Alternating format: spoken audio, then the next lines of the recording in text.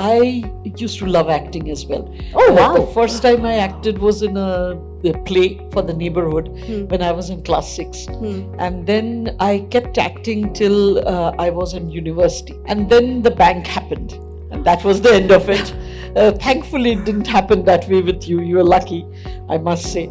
But tell me, we've oftentimes seen in TV and film that actors after a certain age, particularly women, they get overlooked. And in fact, you also once said that when you're 18 to 22, you're a heroine, and after that, they don't know what to do with you. Now, do you think that perception has changed, that there are more meteor roles for older women in cinema, and that the audience now looks forward to such things? Or do you think the same, having only youngsters as women characters on screen is what is looked after?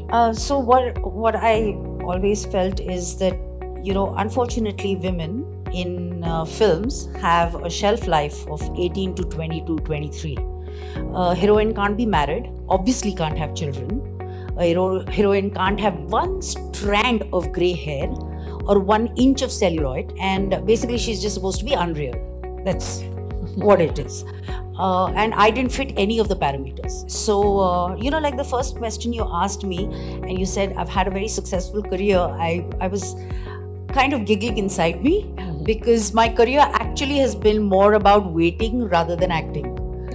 Yeah, I just kept waiting. But it changed with OTT. It changed with Delhi Crime. And Delhi Crime, in fact, became a template for a lot of women-oriented shows to come forth. There were stories about women at any age, at any position, which was amazing. Because, I genuinely think, probably because I'm old and I'm trying to justify it, but you're actually at your prime after 30s. You kind of get a bearing of who you are, and I think you also learn how to walk on heels. So, but so it's been a long wait even for me. And when you think back, there were like in the 70s, there were films which were female oriented. You talk about a Aradhana, you talk about a Andhi. So many films. Even Amar Prem. Unfortunately, after that, it kind of went into this whole thing of masala film, which is great. It's cinema is culture. It's like cricket. It's a culture in our country, and it should not change. And it's very entertaining, and it's like a complete fantasy world you can go into. But so there was that big gap, and then came the parallel cinema kind of a thing. So there was a distinct demarcation of commercial cinema and then parallel cinema. But I think in the last couple of years, it started changing. And a lot of women have paved this path for us.